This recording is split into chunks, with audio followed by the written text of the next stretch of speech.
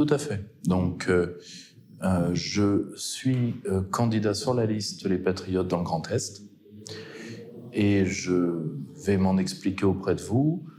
Premièrement, j'ai toujours soutenu toutes les initiatives unitaires. J'étais là il y a 48 heures avec nos amis de Génération Frexit pour l'anniversaire du 29 mai. J'estime que la liste Grand Est est la seule liste unitaire, souverainiste et patriote, là où je n'ai pas de camarades en face, je n'ai pas mes camarades de DLF, je n'ai pas mes camarades de l'UPR, donc il n'y a que l'Alliance Patriote et VIA, donc les hommes de Jean-Frédéric Poisson, qui ont rejoint. Et comme j'habite dans le Grand Est depuis plusieurs années, quand on me l'a proposé, j'ai dit que c'était légitime que j'accepte, parce que parfois il faut joindre le geste à la parole.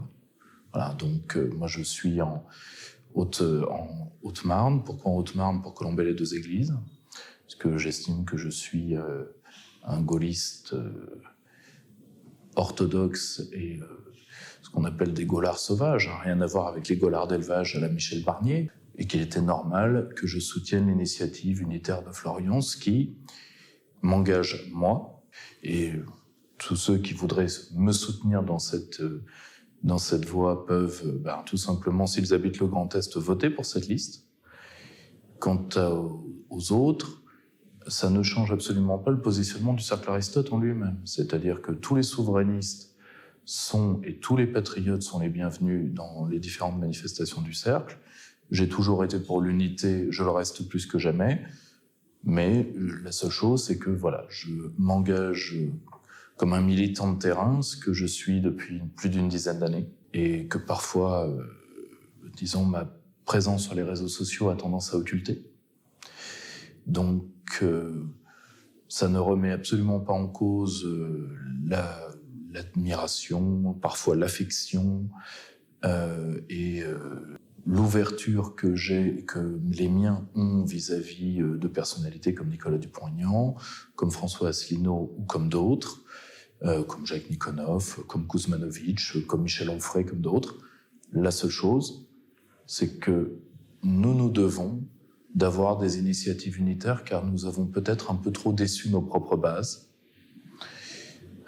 Et comme je l'ai dit au 29 mai 2000 et à la fête du 29 mai 2005, auprès de nos camarades de Génération Frexit, je pense qu'il est temps de voir les souverainistes comme une grande famille.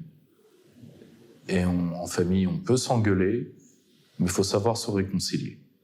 Donc je serai sur cette liste et j'essaierai d'être le plus utile possible, non pas uniquement aux patriotes, je n'ai pas ma carte aux patriotes et je garde la pleine indépendance qui a toujours été la mienne, mais à l'initiative de rassemblement que porte Florian Philippot maintenant depuis longtemps, avec une sincérité, une crédibilité qui l'honore, et à laquelle j'essaye d'ajouter une petite pierre. Voilà.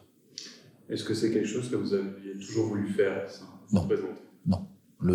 À titre personnel, je le fais parce que ça doit être fait. Mais je n'ai pas de... si vous voulez, quand vous allez à l'élection, vous y allez pour trois raisons principales. La première, vous en avez besoin pour vivre.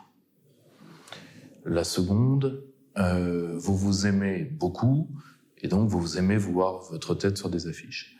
Et la troisième, c'est parce que quelqu'un doit se taper le boulot.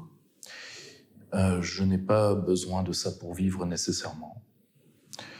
Je n'ai, d'ailleurs, si jamais si nous faisons, alors plus de 5, j'en suis certain, mais plus de 10, et c'est donc que nous avons des élus, je rendrai compte de ce que je fais à la région. À la rigueur, j'ai un intérêt intellectuel. Moi, j'ai déjà été en institution parlementaire. J'ai été au Parlement européen, je connais bien aussi le fonctionnement de l'Assemblée nationale. J'ai jamais fait de politique locale. Bon, donc pourquoi pas apprendre? Il faut toujours apprendre. Nous sommes des élèves jusqu'à ce que la mort nous frappe, après tout. Mais moi, je le fais parce que ça doit être fait. Je n'ai pas d'affection particulière pour ma propre personne et pas suffisamment pour aimer voir ma tête sur une affiche. Parfois, il faut le faire. Mes camarades, et je ne voulais pas laisser mes camarades, je pense à... Il y a des gens exceptionnels sur cette liste, je pense à Andrea Didlot particulièrement. Je ne veux pas laisser mes camarades en première ligne et moi en position de commentateur. C'est une place beaucoup trop facile et beaucoup trop commode.